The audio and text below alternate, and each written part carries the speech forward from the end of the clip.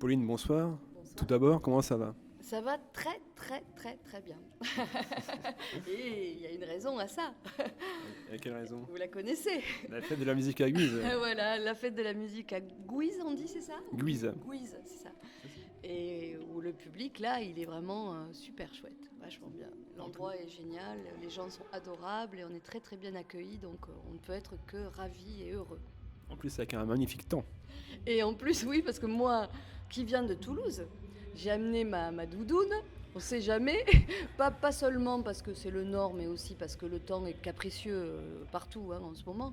Mais quel plaisir et quelle joie de voir qu'on a une journée magnifique. Alors, vous avez commencé votre carrière dans les cabarets toulousains avec votre ami guitariste Frédéric Loiseau.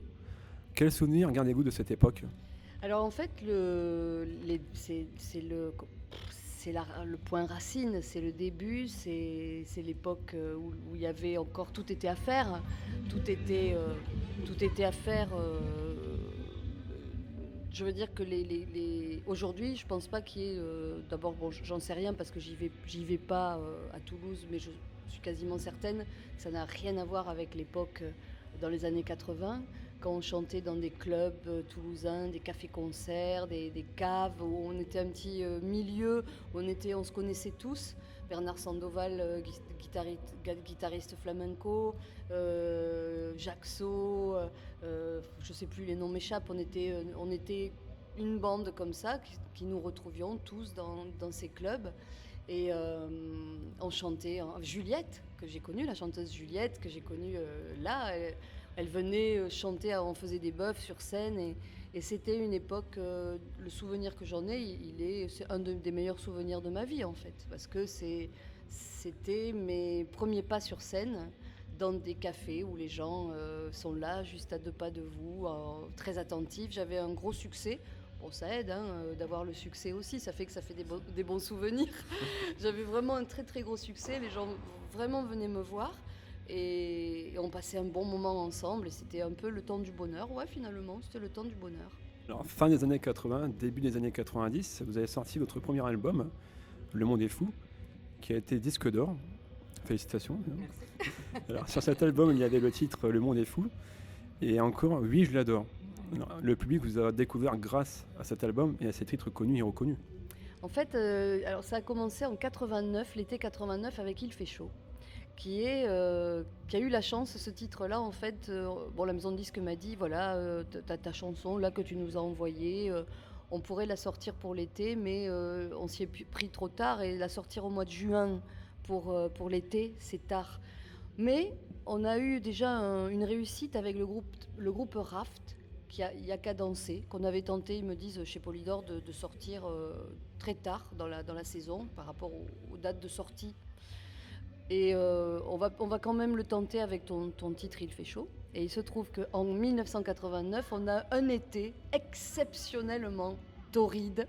Et que donc quand les radios reçoivent mon disque où il y a écrit sur la pochette Il fait chaud, et vu qu'ils sont en nage dans les studios, qui crèvent de chaleur, voilà, ils mettent le CD. Donc j'ai eu à ce moment-là un succès de connaissance, d'estime.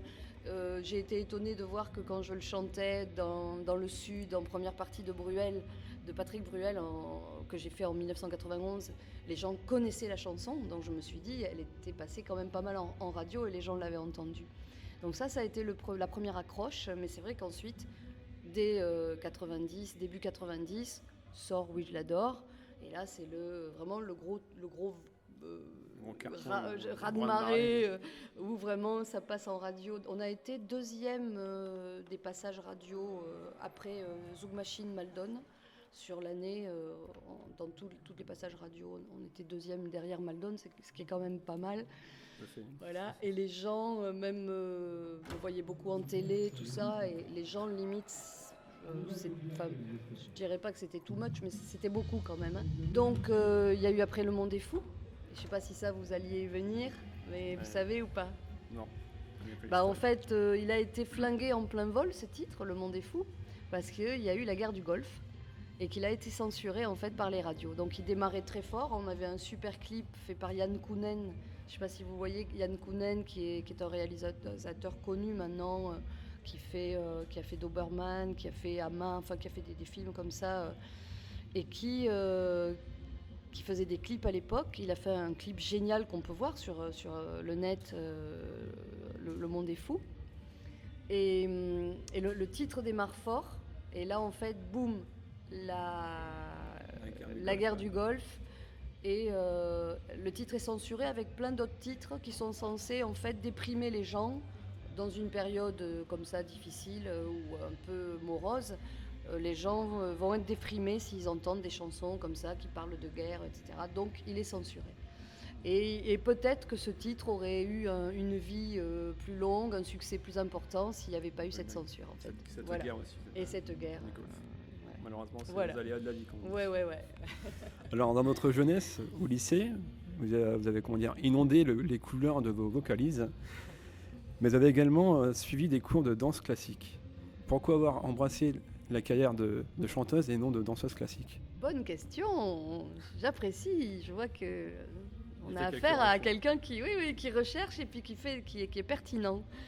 C'est une très bonne question et vous tapez vraiment dans le mille parce que en fait, je voulais vraiment être danseuse et je faisais de la danse depuis l'âge de 8 ans, mais je dansais déjà avant, j'allais dire presque dans le ventre de ma mère. Mais bon, dans le ventre de ma mère, je devais chanter aussi, je devais faire les deux. Et en fait, je fais de la danse de 8 ans à 16 ans. Et j'en fais même des doubles cours, donc je fais ça de manière assez intensive. Donc en fait, je voulais vraiment être danseuse, à tel point qu'après j'ai fait de la danse classique et j'ai fait du flamenco. Mais j'allais arrêter, je faisais de la musique avec Frédéric Loiseau dans les cafés-concerts et tout ça. Et en parallèle, je faisais du flamenco.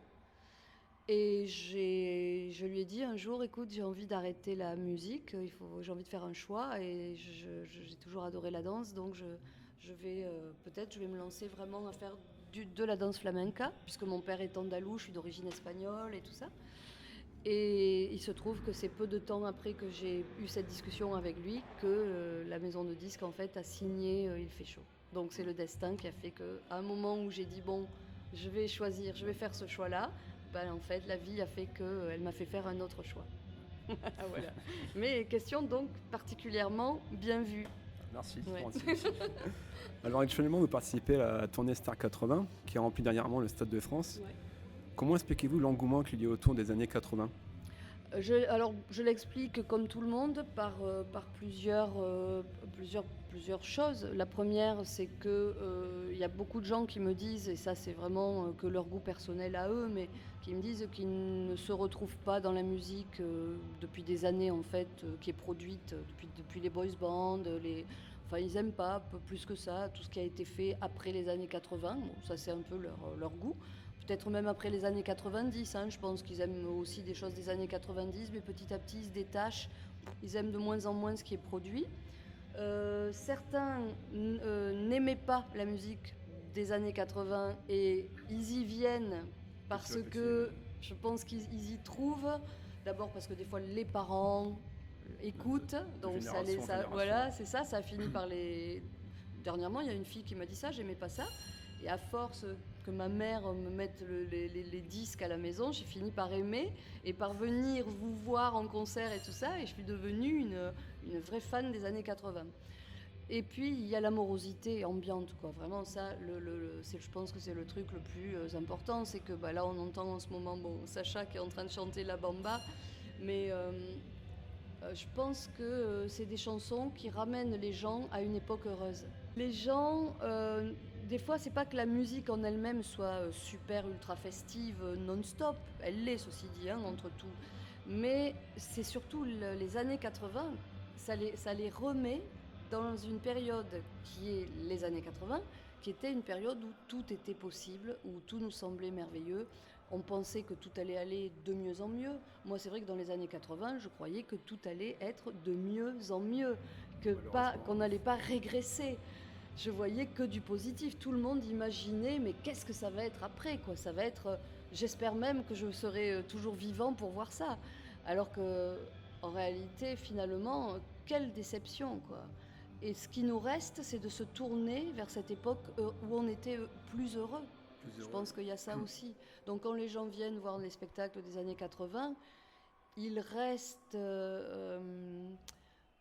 ils sont pendant 1 heure, 2 heures, 3 heures de temps selon le spectacle. Ils voyagent dans le temps, ils se retrouvent dans le passé, dans une période heureuse et ils oublient tous leurs soucis. Et avec un peu de chance, ça leur fait une semaine complète après à continuer un petit peu à planer et à être dans des bonnes vibes, quoi. D'où vient le nom de Pauline Esther? Il me semble que c'est sur la route que vous avez trouvé ça, Ouais. avec un camion, Bien- c'est ça? Bien informé, le travail fouillé, bien renseigné.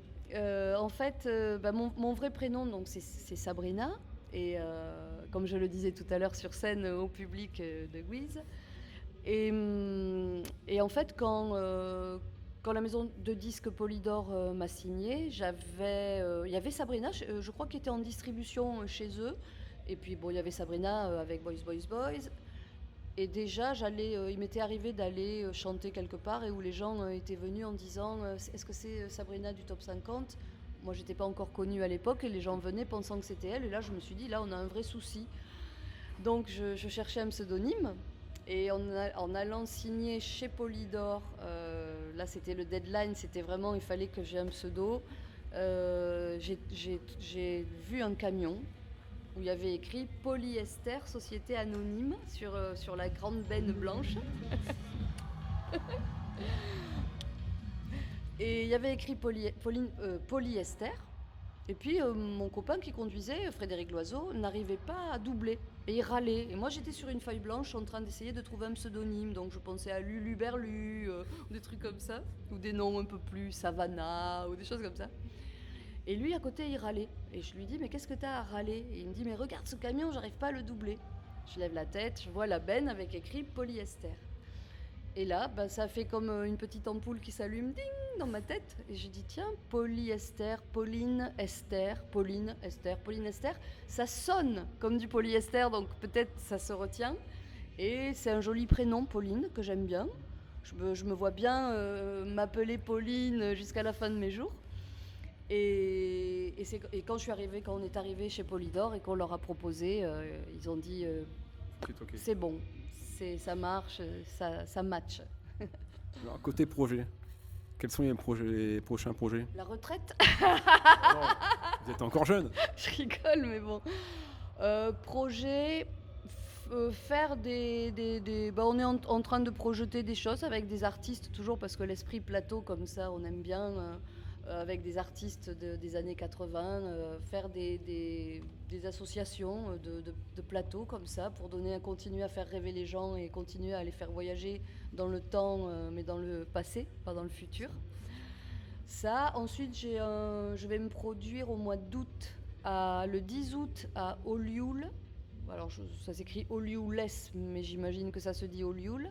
Et puis aussi une autre ville dont j'ai oublié le nom, c'est Montfavet, près d'Avignon, fin août, avec cette fois un groupe et mes chansons.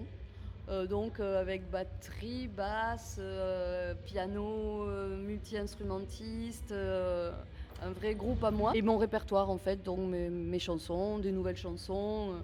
Mais bon, je cherchais pas ça forcément, quoi. Je courais pas après ça, refaire, ou bon, des gens qui me disaient pourquoi. Je dis mais parce que la vie fait que à une époque, les choses elles sont venues naturellement, elles se sont faites naturellement. Bon, là, je vais pas aller chercher à refaire des choses, tout ça, des albums. Je suis lucide sur le temps, le passé, l'artiste place aux jeunes, à la jeunesse. On en a vu là tout à l'heure sur le podium, le 109 est là, les jeunes sont là, etc. Mais là, c'est une demande, vraiment, il y a eu quelqu'un qui m'a poussé à le faire vraiment, comme un producteur en fait.